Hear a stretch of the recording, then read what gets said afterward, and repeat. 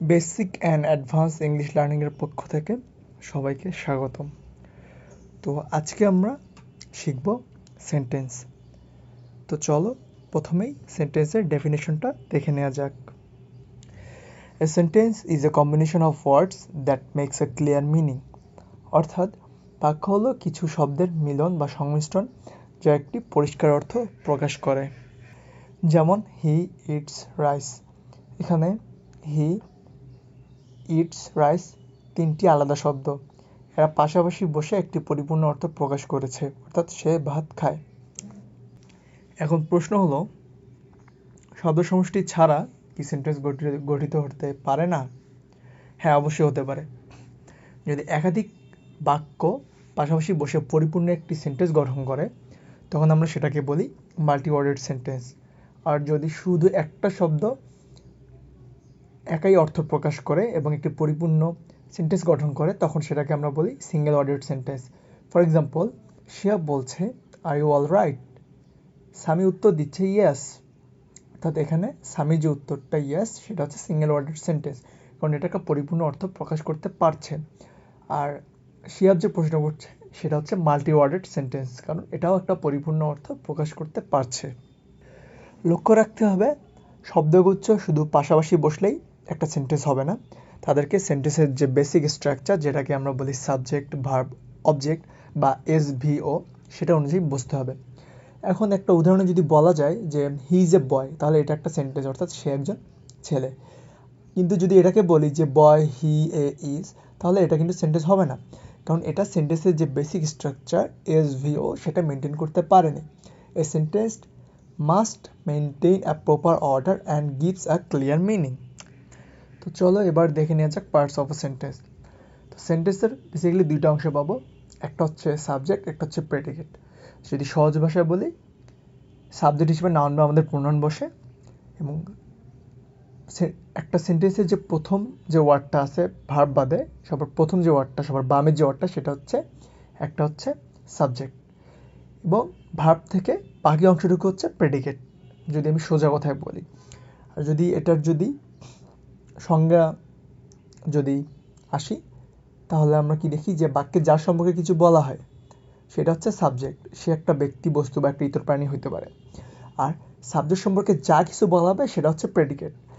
উদাহরণ দেখো, যে রাহিম গোজ টু স্কুল, এখানে রাহিম সম্পর্কে বলা হচ্ছে, তাহলে রাহিম সাবজেক্ট, কারণ আমরা সাবজেক্টের সংজ্ঞা আছে ওটা পড়ছি যে বাক্যে যার সম্পর্কে কিছু বলা হয়, এখানে রাহিম সম্পর্কে বলা হচ্ছে।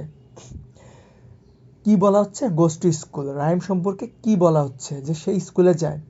প্রেডিকেট কি? সাবজেক্ট সম্পর্কে, অর্থাৎ রাহিম সম্পর্কে যা বলা হচ্ছে সেটা হচ্ছে প্রেডিকেট, তাহলে গোজ টু স্কুল এখানে predicate. Same case, the cuckoo sings beautifully, এখানে দ্য কাক্কু সম্পর্কে বলা হচ্ছে, কার সম্পর্কে বলা হচ্ছে? দ্য কাক্কু সম্পর্কে। কি বলা হচ্ছে? সে খুব সুন্দরভাবে গায়। দ্য ল্যাপটপ ইজ মাইন, এখানে কার সম্পর্কে বলা হচ্ছে? ল্যাপটপ সম্পর্কে বলা হচ্ছে। ল্যাপটপ সম্পর্কে কি বলা হচ্ছে? যে সেটা আমার, অর্থাৎ ইজ মাইন এখানে হচ্ছে প্রেডিকেট, আর দিস ল্যাপটপ হচ্ছে সাবজেক্ট। এবার আসবো হচ্ছে আমরা টাইপস অফ সেন্টেন্সে। সেন্টেন্সের যে প্রথম যে প্রকারভেদটা রয়েছে তার মধ্যে প্রথমটা হচ্ছে অ্যাসার্টিভ সেন্টেন্স, অর্থাৎ যেটা দিয়ে কোনো কিছু বর্ণনা বোঝাবে। অ্যাসার্টিভ সেন্টেন্স যে আমাদের যে সাবজেক্ট, ভার্ব, অবজেক্ট যে বেসিক স্ট্রাকচার রয়েছে একটা সেন্টেন্সের, এটা মেনটেন করবে। অর্থাৎ শুরুতে একটা সাবজেক্ট, মাঝখানে ভার্ব এবং শেষে একটা অবজেক্ট থাকবে। অ্যাসার্টিভ সেন্টেন্সের শুরুতে সাধারণত ক্যাপিটাল লেটার দিয়ে শুরু হয় এবং শেষে ফুল স্টপ থাকে। অ্যাসার্টিভ সেন্টেন্স সাধারণত কোনো ঘটনা বা কোনো অবস্থা সম্পর্কে বর্ণনা করে। এই বর্ণনা যে কোনো কিছু হতে পারে। অ্যাসার্টিভ সেন্টেন্সের আবার দুইটা ভাগ আছে, একটা হচ্ছে অ্যাফার্মেটিভ, একটা হচ্ছে নেগেটিভ। অ্যাফার্মেটিভ অর্থাৎ হ্যাঁ বোধক, মানে হচ্ছে ইয়েস বোধক, আর নেগেটিভ মানে হচ্ছে না বোধক, অর্থাৎ নো। অ্যাফার্মেটিভকে সহজভাবে বোঝার উপায় হলো, সেখানে যে কোনো না বোধক শব্দ যেমন নোবডি, নো, নো ওয়ান, নান, হার্ডলি ইত্যাদি থাকবে না, অর্থাৎ ওই সেন্টেন্সে কোনো নেতিবাচক জিনিস থাকবে না। আর যদি একটা সেন্টেন্সে কোনো কিছু নেতিবাচক জিনিস থাকে, ফর এক্সাম্পল নেতিবাচক কিছু ওয়ার্ড যেমন নো, নোবডি, নো ওয়ান, নান, হার্ডলি ইত্যাদি থাকে, তাহলে সেটা হচ্ছে নেগেটিভ সেন্টেন্স। এরপরে আসবো আমরা ইন্টারোগেটিভ সেন্টেন্সে। যে বাক্য দিয়ে প্রশ্ন করা বোঝায়। ইন্টারোগেটিভ সেন্টেন্স শুরু হয় ডাব্লিউএস ওয়ার্ড, যেমন who, which, what, how, when, where, why, whom, অথবা কোনো অক্সিলারি ভার্ব যেমন do, does, did, am, is, are, was, are, have, has, had, may, might, shall, should, will, would ইত্যাদি শব্দ দিয়ে।